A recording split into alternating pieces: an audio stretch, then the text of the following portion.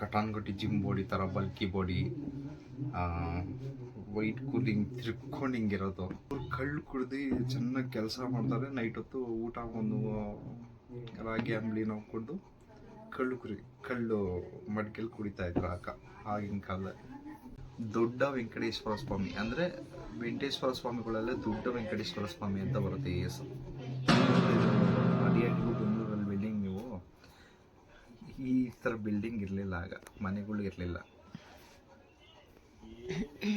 ಗುಡಿಸ್ಲು ಹಂಚಿನ ಮನೆ ಅಂದರೆ ಶ್ರೀಮಂತರು, ಗುಡಿಸ್ಲು ಮನೆಗಳು ಅಂದರೆ ಅವರು ಮಿಡ್ಲ್ ಕ್ಲಾಸು, ಏನು ಇಲ್ದವರು ರೋಡಲ್ಲಿ ಹಂಗೆ ಮಾಡ್ಕೊಳ್ಳೋದು. ನಮಸ್ಕಾರ ದೇವರು, ನನ್ನ ಫಸ್ಟ್ ಬ್ಲಾಗ್ಗೆ ಎಲ್ರಿಗೂ ಸ್ವಾಗತ. ನಾನು ಇವತ್ತೇನು ಹೇಳಕ್ಕೆ ಬಂದಿದ್ದೀನಿ ಅಂದರೆ ಕತೆ ಅಂದರೆ ನಾರ್ಮಲ್ ಕತೆ ಅಲ್ಲ, ರಿಯಲ್ ಕತೆನೇ. ಒಂದು ಊರಲ್ಲಿ, ಆ ಕತೆಗೆ ಲಾಸ್ಟಲ್ಲಿ ಒಂದು ಟ್ವಿಸ್ಟ್ ಕೂಡ ನಿಮಗೆ ಹೇಳ್ತೀನಿ ಏನಂತ. ಒಂದು ಊರಲ್ಲಿ ಒಂದು 6 ಜನ ಅಣ್ಣ ತಗೊಂಡಿರ್ತಾರೆ. ಇದು 90s ನಡೆಯೋ ಕತೆ. 90s ಅಂದರೆ ಒಂದು 1950 ನಡೆಯೋ ಕತೆ. 6 ಜನ ಅಣ್ಣ ತಮ್ಮಂದಿರಿರ್ತಾರೆ. ಅವ್ರು ನೋಡೋಕೆ ಹೆಂಗಿರ್ತಾರೆ ಅಂದರೆ ಕಟಾನ್ಗಟ್ಟಿ ಜಿಮ್ ಬಾಡಿ ಥರ ಬಲ್ಕಿ ಬಾಡಿ, ವೈಟ್ ಕೂಲಿಂಗ್ ತಿರ್ಕೊಂಡು ಹಿಂಗಿರೋದು. ಅಂದರೆ ಹಿಂಗೆ ಹಳಬರೆಲ್ಲ ಇರ್ತಾರಲ್ಲ, ಲೈಕ್ ಹಿಂಗೆ ತಿರ್ಕೊಂಡು ವೈಟ್ ಕೂದಲು, ಕಚ್ಚೆ,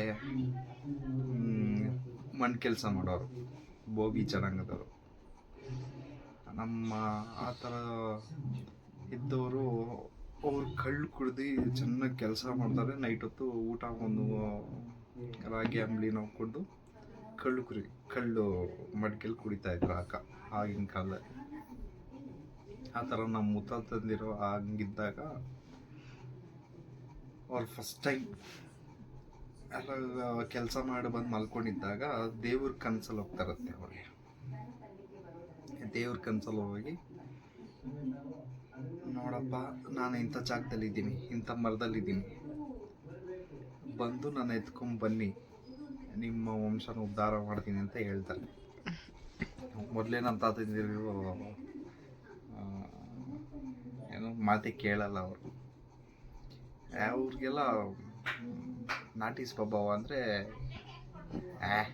ಯಾವ್ದೇವ್ರು ಏನು ಕಷ್ಟಪಡ್ಬೇಕು, ಕುಡಿಬೇಕು, ನೆಮ್ಮದಿಗೆ ಊಟ ಮಾಡ್ಕೊಂಡು ಇರಬೇಕು, ಈ ಥರ ಮೈಂಡ್ ಸೆಟ್ಟಲ್ಲಿ ಇರೋದು. ಇದೇ ಥರ ಬರ್ತಾ ಬರ್ತಾ ಬರ್ತಾ ಬರ್ತಾ ಬರ್ತಾ ಇವ್ರು ಹೇಳೋ ಮಾತು ಕೇಳಿಲ್ಲ. 6 ಜನ ಅಣ್ಣ ತಮ್ಮಂದಿರು ಇದ್ದಿದ್ದಲ್ವಾ, ಒಬ್ಬೊಬ್ಬರೇ ಸಾಯಕ್ಕೆ ಶುರು ಆಯಿತು. ಕೊನೆಗೆ 5 ಜನನೂ ಸಾಯ್ತಾರೆ. ಇನ್ನೊಬ್ಬ ಇದ್ದಾಗ ಈಗ ಎಲ್ಲಿ ಯಾವುದೋ ದೇವ್ರು ನನ್ನೂ ಸಾಯಿಸ್ಕೊಡುತ್ತೆ ಅಂತ ಅಂದಾಗ, ಹೇಳಿತ್ತಲ್ಲ ಕನ್ಸಲ್ಲಿ ಬಂದು ಇಂಥ ಮರದಲ್ಲಿ, ಇಂಥ ಜಾಗದಲ್ಲಿ, ಇಂಥ ತಮಿಳ್ನಾಡಲ್ಲಿ ಇಂಥ ಜಾಗದಲ್ಲಿ ಇದ್ದೀನಿ, ಬಂದು ತೊಗೊಂಬನ್ನಿ ಅಂತ ಹೇಳ್ತಾರೆ. ಹೋಗಿ ಇವರು ನೈಟು, ಅಂದರೆ ಆಗಿನ ಕಾಲದಲ್ಲಿ ಗಾಡಿ ವೆಹಿಕಲ್ ವ್ಯವಸ್ಥೆ ಇರಲಿಲ್ಲ, ಇದ್ದಿದ್ರು ಇವ್ರು ಚೆತ್ತಿರಲಿಲ್ಲ. ಕತ್ತೆಗಳ ಮೇಲೆಲ್ಲ ಬಟ್ಟೆಗಳು ಹಾಕ್ಕೊಂಡು, ಊಟಕ್ಕೆ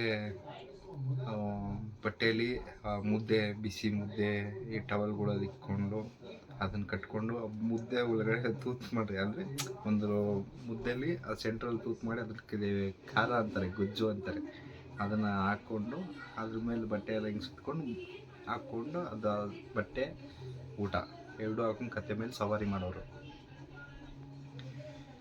ಹೀಗೆ ಮಾಡ್ಕೊಂಡು ಹೋಗಿ ಸೇರಿದ್ರು. ಅಂದರೆ ಇವರು ಆ್ಯಕ್ಚುಲಿ ಒಂದೇ ಜಾಗದಲ್ಲಿಲ್ಲ, ಅಂದರೆ ಅಲೆಮಾರಿ ಜನ ಥರ. ಒಂದೂರಲ್ಲಿ ಒಂದು ಸ್ವಲ್ಪ ದಿನ ಈ ಕೆಲಸ ಸಿಗಬೇಕಲ್ಲ ಊಟಕ್ಕೆ, ಒಂದಷ್ಟು ದಿನ ಹೋಗೋದು, ಒಂದು ಆ ಊರಲ್ಲಿ ಇರೋದು, ಆ ಊರಲ್ಲಿ ಕೆಲಸ ಎಲ್ಲ ಮುಗೀತಂದರೆ ನೆಕ್ಸ್ಟ್ ಊರಿಗೆ ಹೋಗೋದು, ಈ ಥರ ಮಾಡ್ತಾ ಇದ್ದವರು ಆಗಿನ ಕಾಲದಲ್ಲಿ.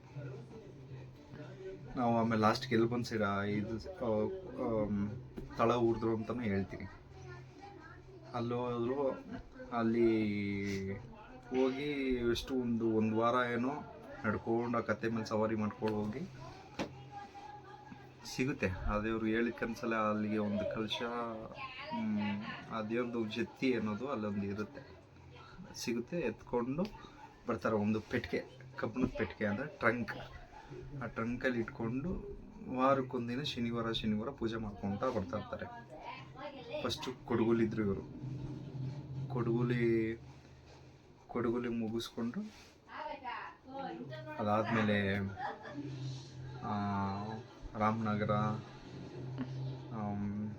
ಸುಮಾರು ಜಾಗದಲ್ಲಿ ಕೊಡಗು, ಹೊಳೆ ನರಸೀಪುರ, ರಾಮನಾಥಪುರದ ಹತ್ರ ಈ ಕಡೆ ಎಲ್ಲ ಮುಗಿಸ್ಕೊಂಡು ಬಂದರು.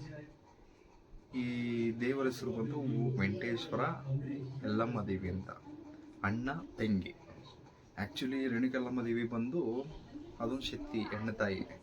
ಆಗಿನ ಕಾಲದಲ್ಲಿ ಇವ್ರ ಭಾಗಕ್ಕೆ ಬಂದಿದ್ದು ವೆಂಕಟೇಶ್ವರ ಸ್ವಾಮಿ. ಅಂದರೆ ಇವ್ರು ಸಿಕ್ಕಿರೋ ದೇವರ ಹೆಸರು ಏನು ಗೊತ್ತಾ, ದೊಡ್ಡ ವೆಂಕಟೇಶ್ವರ ಸ್ವಾಮಿ. ಅಂದರೆ ವೆಂಕಟೇಶ್ವರ ಸ್ವಾಮಿಗಳಲ್ಲೇ ದೊಡ್ಡ ವೆಂಕಟೇಶ್ವರ ಸ್ವಾಮಿ ಅಂತ ಬರುತ್ತೆ ಈ ಹೆಸರು. ಅದಕ್ಕೇನಕ್ಕಂತಲೂ ಹೇಳ್ತೀನಿ.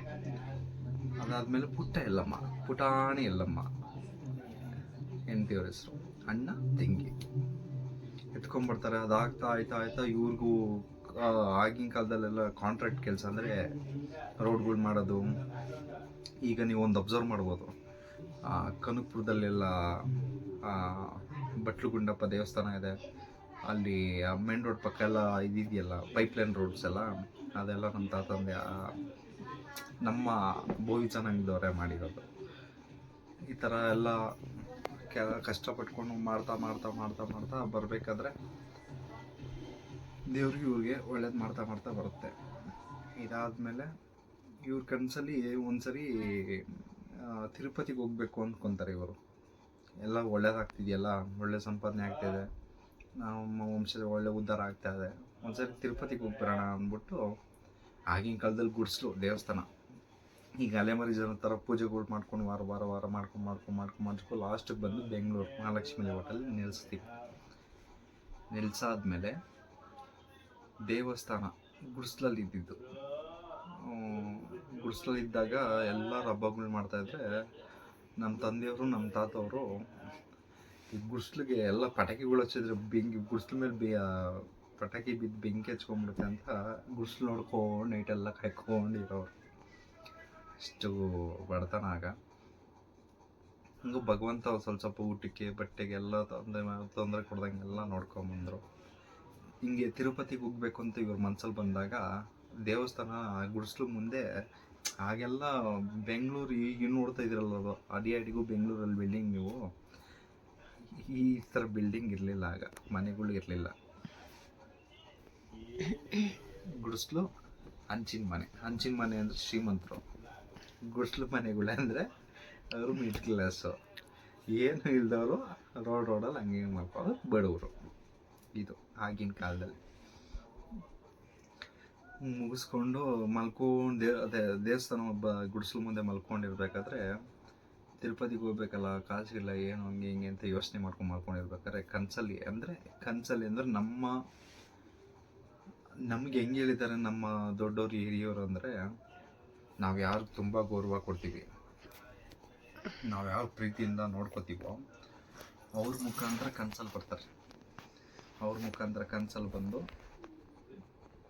ನಿಮ್ಗೆ ಹೇಳ್ತಾರೆ, ಅಲ್ಲೇನಿಗೆ ಹೋಗ್ತೀಯಾ, ನಾನು ಇಲ್ಲೇ ಇಲ್ವಾ ದಡ್ಡ, ನಿನಗೆಲ್ಲ ನಾನೇ ನೋಡ್ಕೋತೀನಿ ಅಂತ ಅಂದಾಗ, ಆಗ ವಾರಕ್ಕೊಂದೇ ದಿನ, ಸೋಮವಾರದಿಂದ ಶುಕ್ರವಾರದವರೆಗೂ ಕತ್ತೆ ಥರ ದುಡಿಬೇಕು. ಶನಿವಾರ ಒಂದಿನ ಸ್ನಾನ ಮಾಡಿಕೊಂಡು ದೀಪ ಅಂಟಿಸಿ ಪೂಜೆ ಮಾಡೋರು. ಅದು ಆ ಕಬ್ಬಿಣದ ಪೆಟ್ಟಿಗೆಗೆ ಮಾತ್ರ. ಆಗ ಸಿಕ್ಕಿದ್ದು ಎಲ್ಲಮ್ಮನ ರೂಪವಾಗಿ ಒಂದು ಕಡ್ಡಿ ಥರ, ಆ ಥರ ಕಡ್ಡಿ ಇರುತ್ತೆ. ಸ್ವಾಮಿ ರೂಪದಲ್ಲಿ ಸಿಕ್ಕಿದ್ದು ಒಂದು ಚೊಂಬು, ಅಂದರೆ ಕಳಶ ಅಂತೀವಿ, ಇದು ಸಿಕ್ಕಿದ್ದು. ಇದಾದಮೇಲೆ